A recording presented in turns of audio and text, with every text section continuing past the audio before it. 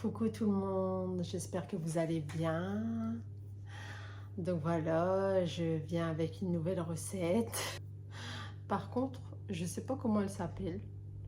Parce qu'en fait, c'est une recette à base de pâtes, mais il y a de la patate. Bon, ça vaut pas sans patate, mais la recette, c'est de la patate. Elle est très très bonne. Adam, je suis en vidéo, s'il te plaît, remonte tout de suite. Pour vous dire que... Fallait bien que je sorte une connerie. Hein.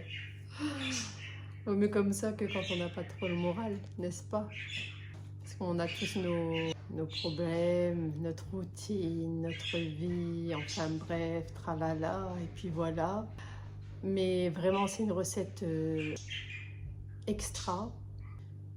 Pour vous dire qu'elle est déjà faite, attendez, je vais vous montrer. Regardez-moi ça. Franchement, ça n'a pas l'air extra tout ça? Eh oui, comme je vous disais, ça vaut pas sans patate, mais c'est de la patate. Mes petits viewers, tous ceux qui me suivent, et aux nouveaux arrivants, je vous dis bienvenue. Ça me fait très plaisir. Et je vois que vous êtes de plus en plus nombreux. Et j'espère que vous allez apprécier mes recettes. Vraiment. Et en plus, j'ai de plus en plus de likes. Donc, un grand merci à tout le monde. Essayez-les. Je sais qu'en tout cas, la recette de hot dog, mon fils me l'a réclamé. Il a tout mangé. J'en avais fait 6. Il en a mangé 4 à lui tout seul. Et il m'a dit, maman, il faut que tu refasses la recette des hot dogs. Je vous dis, bonne préparation. Alors, dans un premier temps, pour la recette, vous allez verser 350 ml d'eau et vous allez mettre une cuillère à café de sel et j'ai mis 467 grammes exactement de pommes de terre, je sais c'est précis. Et ensuite, je vais venir mettre le couvercle et laisser cuire jusqu'à ce que les pommes de terre soient fondantes. Une fois les pommes de terre fondantes, on vient les verser dans le saladier. Bien sûr, l'eau s'est évaporée pratiquement. Donc, on va venir écraser les pommes de terre. Et ensuite, on va rajouter 250 ml d'eau froide pour les refroidir.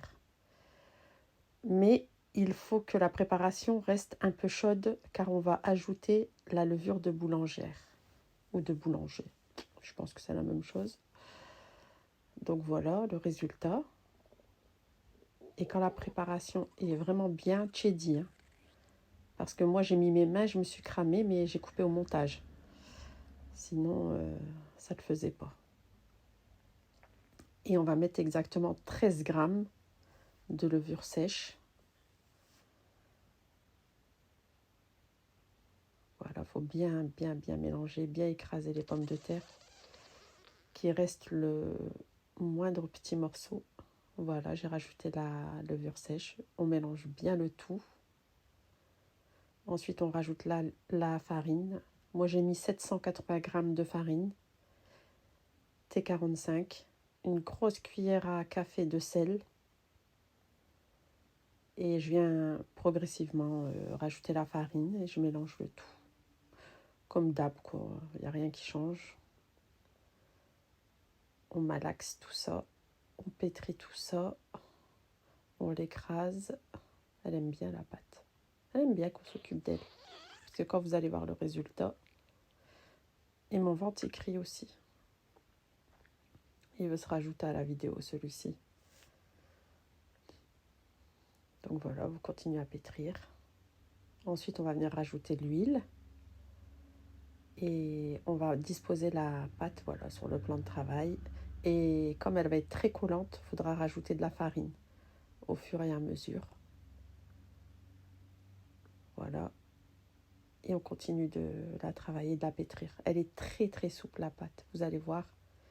Franchement, c'est comme une pâte magique. Elle se travaille facilement, elle est agréable. Au toucher, c'est très satisfaisant. On va venir huiler un plat, la mettre dedans et la laisser reposer au moins une bonne heure et demie. Jusqu'à ce qu'elle double de volume. Donc ça dépend de la chaleur chez vous, combien de temps il faut. Si au bout d'une heure elle a doublé de volume, c'est bon. S'il faut 2 heures, 2 heures. Vous venez huiler la pâte pour pas qu'elle croûte et filmer. on prépare un oignon. Une fois que l'oignon est bien doré, on rajoute de l'ail moulu. Ensuite, des épices à poulet, du poivre, selon votre goût bien sûr,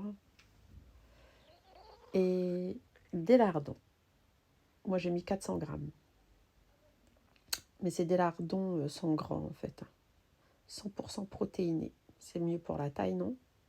Pour garder sa petite taille de guêpe, pardon. Une fois que tout est bien cuit, on va venir disposer la farce dans un plat. Et ensuite, voilà, vous voyez la pâte, comment elle a bien gonflé? Elle est magnifique. Donc voilà, on vient effleurer le plan de travail, mais moi c'est ma table de salle à manger. Regardez comment elle est belle. Ça donne envie, hein? Regardez, elle est extra souple. Donc on va venir mettre un peu de farine parce qu'elle est très collante par contre. Donc pour la travailler, il vaut mieux mettre un peu de farine. Et on va venir couper 6 parts. Voilà, j'ai même mis de la farine sur ma spatule parce que j'ai perdu ma corne pour couper ma pâte. Je sais pas, elle a disparu. C'est bizarre. Donc j'ai pris une spatule en bois que j'ai farinée. Et je vais venir former des boules. 6 boules, exactement. Une fois que les boules seront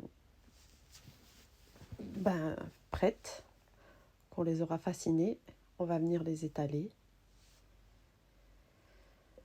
Voilà, comme ceci. Hop. Bien sûr, on va venir fariner le plan. Du moins, moi, c'est la table, comme vous l'avez compris.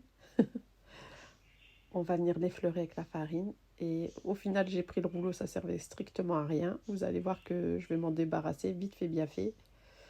Et je vais continuer le tout à la main. C'est plus facile, puisque la pâte est extra tendre, extra élastique. Il n'y a pas besoin de rouleau. On dit le rouleau à tout faire. Là, c'était le rouleau à rien faire. Voilà, vous venez mettre la farce. Vous refermez la pâte délicatement. La petite boule, du moins. Vous m'avez comprise, hein. Voilà, vous refermez bien. Vous aplatissez un petit peu. Bon, moi, je l'ai retourné directement. Mais vous pouvez aplatir avant, la retourner, l'aplatir encore. Jusqu'à ce qu'on voit bien la farce. Vous voyez? Et on va venir la disposer dans un plateau avec du papier sulfurisé. Voilà. Je vais venir la déposer délicatement parce qu'elle est vraiment très très souple, très fragile. Donc, il faut faire attention. Et on va faire ça avec toutes les autres boules, tous les autres pâtons. Pour parler en langage boulanger, c'est des pâtons, on appelle ça des pâtons. Et pareil, on revient mettre de la farce et on vient fermer la boule et on vient l'écraser.